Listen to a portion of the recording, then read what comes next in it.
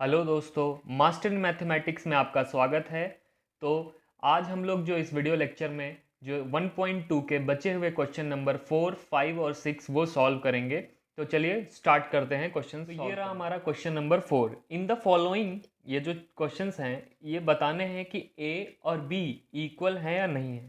तो पहले पार्ट पे चलते हैं। इसमें इस ए के क्या क्या एलिमेंट है, ए बी सी डी, और बी के क्या एलिमेंट हैं, ए बी सी डी। भले ही ऑर्डर अरेंज नहीं है, मैंने कहा था कि ऑर्डर इसमें ज़रूरी नहीं होता है, प्लस रिपीट नहीं होना चाहिए। तो सेम ही एलिमेंट है, ए यहाँ पर भी है, सेम चीज़ यहाँ पर है, जितने एलिमेंट है उतने ही है यहाँ पर। ऐसा कोई एलिमेंट हम नहीं ढूंढ पाएंगे जो बी में है और ए में ना हो, और ए में है और बी में ना हो। तो इससे हमें क्या पता चलता है कि a is equal to b. ठीक है, तो ये रहा पहले पार्ट का आंसर। इसी तरीके से सेकंड पार्ट में चलते हैं। तो यहाँ पर देखते हैं कि जितने एलिमेंट हैं ए में, बी में ही उतने एलिमेंट हैं 4 और 4। लेकिन यहाँ पर एक एलिमेंट हमें ऐसा मिल जाता है 12 ए में, 12 जो कि बिलोंग नहीं करता बी में, पर 12 बिलोंग करता है ए में। इसी तरीके से 18 का देखते हैं, तो 18 बिलोंग करता है बी में, पर 18 डज नॉट बिलोंग्स टू ए। इसका मतलब क्या होता है कि ए इक्वल नहीं है बी के। ठीक है, ये पार्ट सिंपली ऐसा हो जाएगा। थर्ड पार्ट में चलते हैं। ये क्या कह रहा है कि ए में 2, 4, 6, 8 और 10 है, बी में हमारा है। ठीक, अब बी को चेक करते हैं, ज़रा बी को सॉल्व करते हैं। सबसे पहले तो हम लोग एक इस फॉर्म में हम लोग चेंज करते हैं। तो x क्या लिखा है, x is such that x positive even integer है, और वो क्या होना चाहिए, 10 से छोटा होना चाहिए। ठीक है, पॉजिटिव इवन इंटीजर है ये। तो जब पॉजिटिव इवन इंटीजर की तरफ आएंगे तो क्या आएगा, 2, 4, 6, 8 और 10। 10 भी इंक्लूडेड होगा क्योंकि यहाँ पर x less than are equal to 10 लिखा हुआ है। तो अब जो एलिमेंट a में है वही b में है, तो इसलिए हमारा यहाँ पे क्या हो जाएगा, a इक्वल टू b हो जाएगा। इसी तरीके से सिमिलरली हम लोग चलेंगे फोर्थ पार्ट में। तो अब इसको जब हम लोग देखते हैं, ये सेट बिल्डर फॉर्म में दिया हुआ है, इसको रोस्टर में चेंज कर लेते हैं एक बार। ए है हमारा, ये क्या है, x such that multiple of 10 है, तो 10 का मल्टीपल लिख लेते हैं यहाँ पर।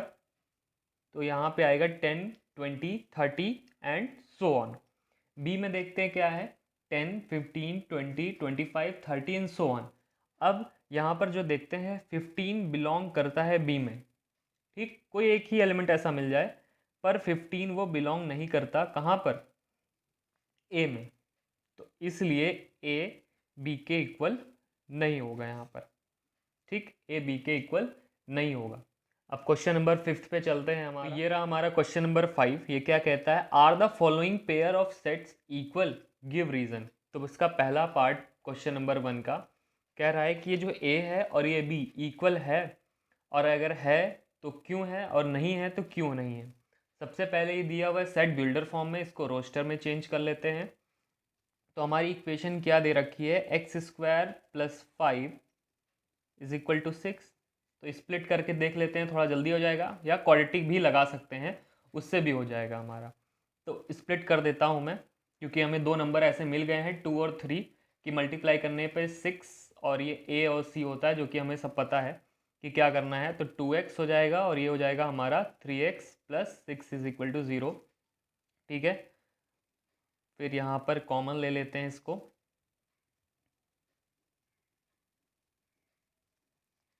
और x प्लस 2 अभी भी कॉमन है, तो ब्रैकेट में क्या रह जाएगा, x और यहाँ पर 3।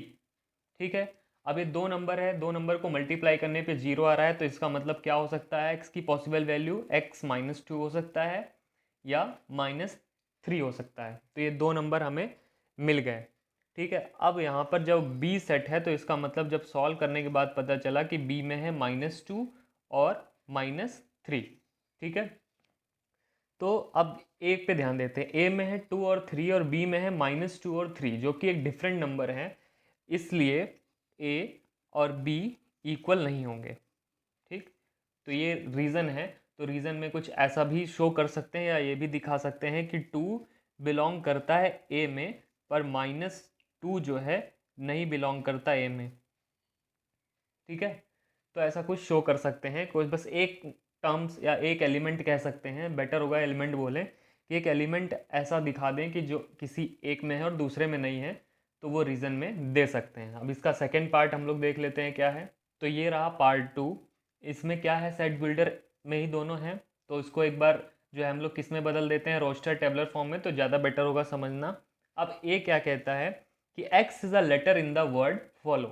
तो ए क्या हो जाएगा, एक तो हमारा एफ ओ एल, और अगला एल नहीं लिखेंगे, रिपीट नहीं होना चाहिए, फिर ओ भी नहीं लिखेंगे, और ये हो जाएगा डब्ल्यू। ठीक, इसी तरीके से जब बी को लिखेंगे तो बी में क्या हो जाएगा, डब्ल्यू ओ एल और एफ। अब जो बी में टर्म्स हैं जो जो वही टर्म्स ए में भी हैं, ऐसा कोई एक टर्म हम नहीं ढूंढ पा रहे हैं जो ए में हो और बी में ना हो, और जो बी में है वो ए में ना हो। तो इसीलिए हम ये कह देंगे कि ए इक्वल टू बी, ए और बी इक्वल सेट हैं। ठीक है, तो ये पार्ट भी कंप्लीट होता है। हम अपना लास्ट क्वेश्चन नंबर 6 देखते हैं। वो तो ये रहा हमारा क्वेश्चन नंबर 6। क्या दिया हुआ है, जो ये सेट्स हमें दिए हुए हैं ए से लेकर एस तक, इसमें कौन से सेट इक्वल हैं, बस हमें यही बताना है।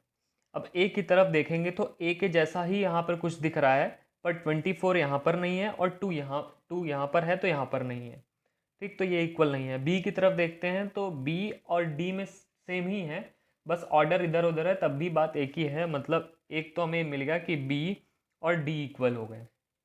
ई की तरफ जाते हैं, ये भी वही है, ऑर्डर इधर है, अरेंज नहीं है, पर कोई बात नहीं, वो बराबर ही कहलाते हैं। तो ई और जी भी इक्वल हैं। ठीक है, एच की तरफ जाते हैं तो यहाँ दोनों ही ज़ीरो हैं।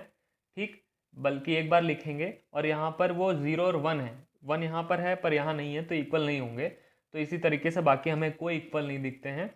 बी डी के इक्वल हो जाएगा, ई जी के इक्वल हो जाएगा। तो इसी तरीके से हमारी एक्सरसाइज 1.2 ख़त्म होती है सेट्स चैप्टर की, और ये लेक्चर भी यहीं ख़त्म होता है। फिर मिलते हैं आपसे अगली इंटरेस्टिंग नेक्स्ट वीडियो में इसी चैप्टर की। तब तक के लिए जय हिंद।